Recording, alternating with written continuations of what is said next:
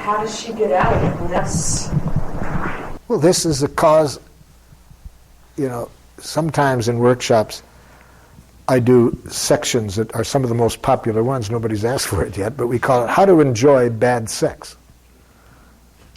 You see, now, but this is related to it. How to enjoy bad intimacy. And you can really do it if we keep this giraffe dance going. Because what could be more intimate than what she just shared? So, if we can keep this flow going, what could be better, really? Isn't this the most vulnerable? Isn't this as vulnerable as anything else we can share? So if we can share whatever's going on and have empathy from our partner and then hear what that stimulates in them, like the pain that got stimulated, this is going to be a wonderful interaction.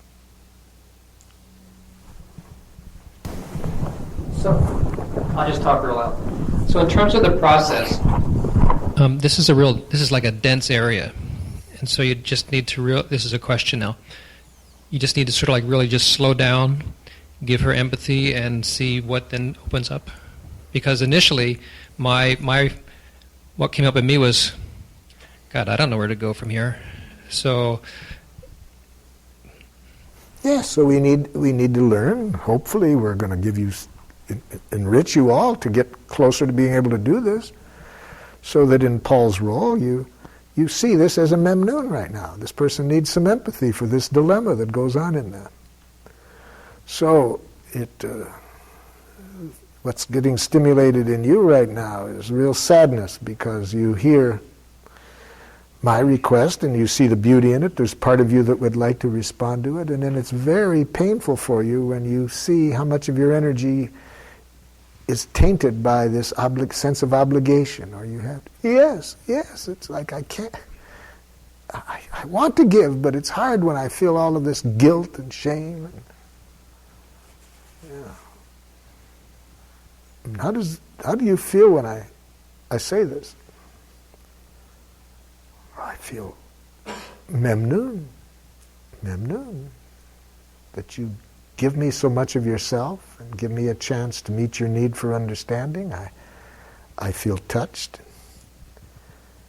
And now I'm looking inside and I'm seeing some goblins coming up, and I'm starting to feel really sad for some of the things I've said in the past that I think have accentuated that. And, oh, yes. That's exactly what ended up happening. It's like I would get more and more desperate and ask in ways that created more and more distance. I can see how I've played on that. I can see how much in my life I use silence, knowing how that stimulates your inner jackals, and then I get my needs met, but I hate myself when I get them met that way, but I do it when I'm desperate. I don't know how to. So could you tell me this back so I can... So if we have this dialogue, what isn't wonderful about it? Isn't it what we're all getting off on every day in these workshops? So you can have it ongoing.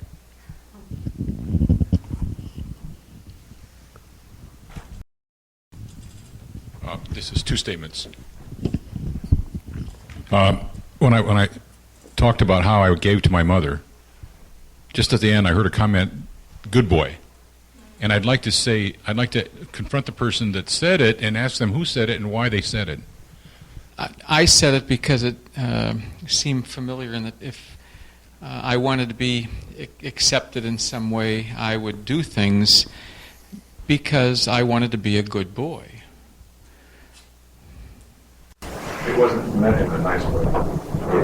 With the tone, I heard the tone. Because his own pain, that he was aware of his pain, that he has done things in the past to buy love. That's my jargon for the good boy syndrome. It's really to buy love. Yeah, and that's what I've done all of my life. So he was not criticizing you with that tone. He was aware of the pain that he had, seeing that he was doing so much giving to buy love. Yeah, and that's painful because I lost myself completely in that, because I was looking outside to do stuff to be a good boy, and I never developed myself. Thank you.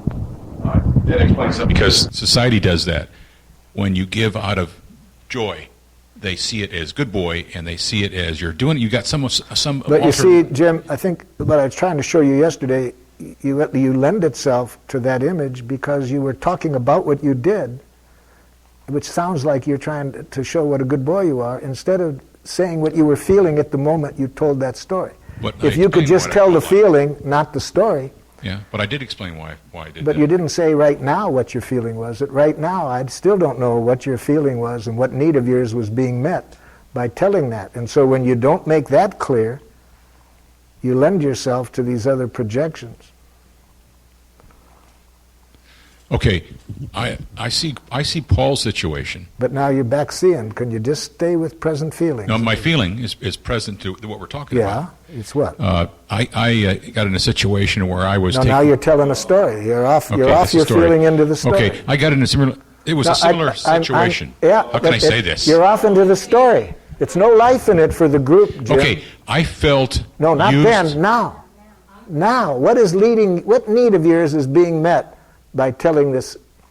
When we don't hear that, Jim, it's just very easy to project all kinds of stuff. I feel the same feelings. What feeling? The feeling of anger. Yep. Sadness. Yeah.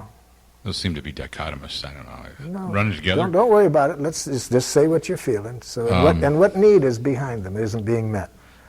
What need is behind the need of anger, the feeling of anger and sadness? A need for appreciation for what I did. Yeah. You want to celebrate what you did. Because I did a good thing. You want some celebration of how you contributed to life. To taking care of 6 people, yes. Yes, so let's just celebrate that. Not 1, 6. Yes. I can see why you have a need to celebrate that, how you gave to all of those soldiers that you were serving under dangerous conditions. And I can see that you have a need to celebrate how much you've given in life. So that's what we need to hear. But I had a sadness and an anger because their response was in anger that I expected them to. Because you didn't get the celebration, you didn't get the understanding you would have liked. They didn't want to contribute. They just wanted to take. So you're upset that your needs weren't as valued in your mind as you would have liked them to have been, and the needs of others. So when you see people just receiving and not giving, then that doesn't meet a need of yours. Certainly doesn't. Yeah. Okay. There's too much of that. Yeah. I really am impressed by Selwaz, and Earl's, this Nemnun and mitzvah. We need that. And I would hope you could have some real, genuine sadness for those people who don't know how to give, because they're missing something. And what usually happens, those people we see as just the takers, the selfish, they're so scared that they're not going to get their needs met, that all of their energy goes into getting their needs met, and they provoke images that they're selfish and greedy. And it's real sad that they haven't learned to give out a mitzvah. What would be worse than not to know how to give that way? What you're describing to me is the story of Scrooge. The story of Scrooge. Yes. And many of the people caught up in the capitalist system who can only think of getting money, and they're missing out on the joy of serving life. Can you think of anything sadder than that? To mistake accumulation of capital with the joy of mitzvah?